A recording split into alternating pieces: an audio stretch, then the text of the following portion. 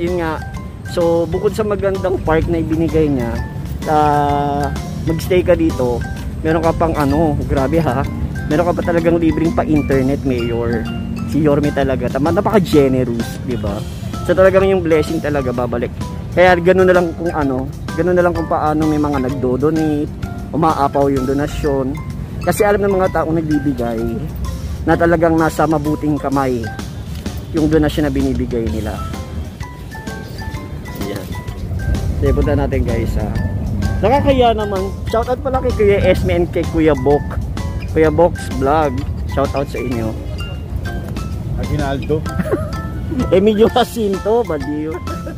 Yan si Emilio Jacinto yan guys. See? Dati talaga ito hindi ito pansin. Marami sa mga taga Manila na hindi talaga alam na merong rebulto na nandito. Kasi nga natatabunan siya ng marami mga tindahan dito na talagang puro tindahan lang. Napapalibutan siya ng tindahan ng mga kung ano-anong tinda. So yun, nalinis ito. Binigyan ng magandang pwesto yung mga tindahan. Actually yung mga tindahan, meron po silang sariling pwesto. Binigyan sila, hindi naman sila basta inalis.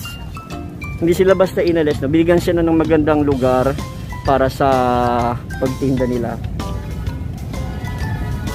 Yun. So mabait pa rin si Yorme kung tutuusin. Kasi nga, pakita ko sa inyo guys ha. Punta muna tayo sa tindahan, Mac.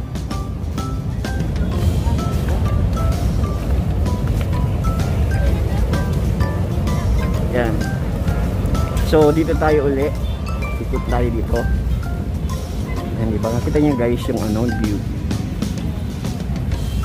Eto sino naman to, Makmak? Sino naman yan?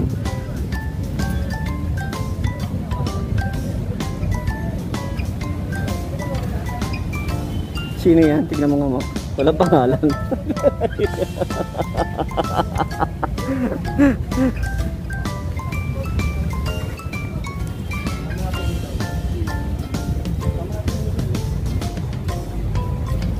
Hindi mo kilala, Mak? Hindi mo kilala? Tanong mo, baka sumagot. Yan.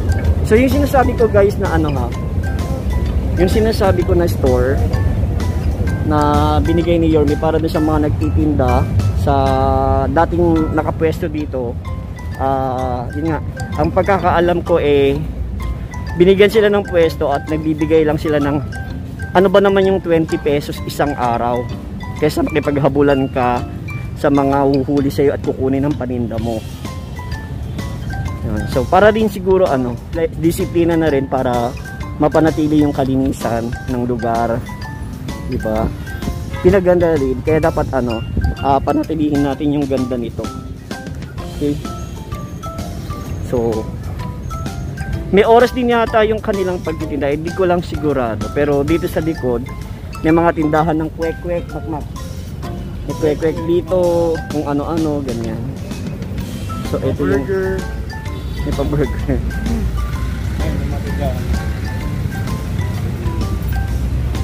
Yan, so ayan yung isang halimbawa ng tindahan. Okay. So kung iikot tayo dito, baka malaglag ako, mataas na pala to. Okay. So nandyan sila sa likod lang, patabi ng sa side din ng Kapitolyo. Pasok na tayo, Mak. So papasok na po tayo doon sa Kapitolyo.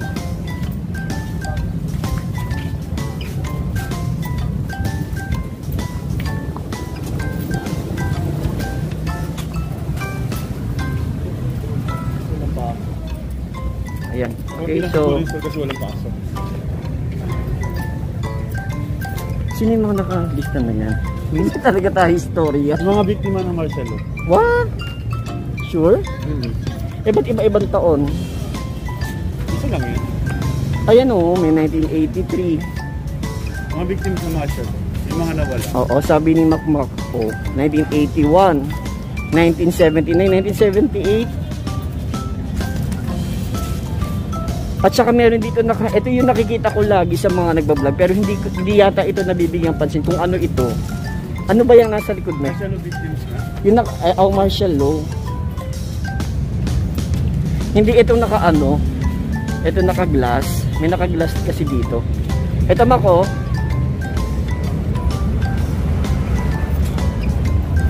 Huy! Bawal yata dyan. Ito. Itong naka-glass.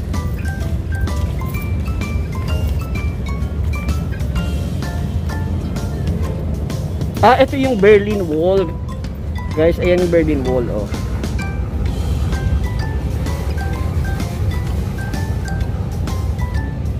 Dinonate sa Manila noong 27 November 2014. Strong bond of friendship between the German and the Philippine people. So, medyo memories kasi siya, guys. Yung Berlin Wall. Pwede ba siya lapitan? Wait. Hindi siya maano. Nag-moist yung glass.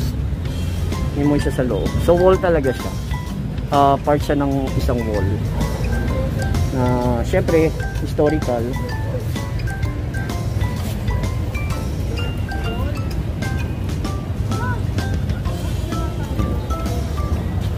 Okay, so tama si Makmak. Sinabi niya na 3 decades simula 1961. 1972. May pasok ha? Pwede ba pumasok siya? Wala. Ay, sarado yan. Yan, for almost 3 decades. Decades. Nabisaya na tayo. So ito yung likod, guys. 1961 nga. May nakasulat siya sa likod, oh. Hindi lang natin makita. Okay, baka bawal dito. So ang kwento yan Ang kwento nila, nasa Rome sila Father Bernard. Tapos nung nakwento nila giniba na yung Berlin Wall, pumunta sila doon sa Berlin. Tapos Yun lang, kasi parang ano yung meron doon sa lugar na yun. Beyond the walls, ano yung meron doon sa kabila ng wall ng Berlin. ayan, so sabi ng historian yan. Historian pa. Hindi naman. Grabe, oh guys, oh look. Ang kulay niya, kung titignan mo siya sa itaas, bandera siya eh. Nag-iiba-iba yung kulay niya. Nagpo-form siya ng bandera.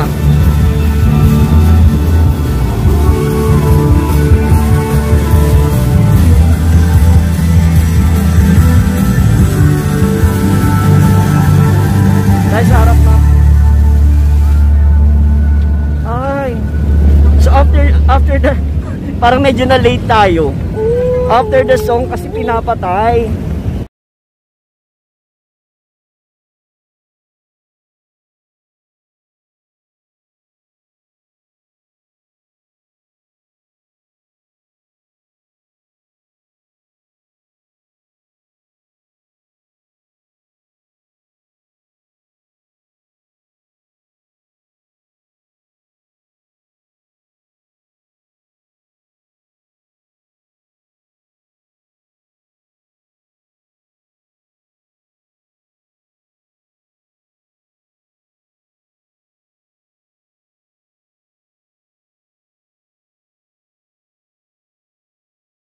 So pasok na tayo, no? Pasok tayo doon sa Capitolio.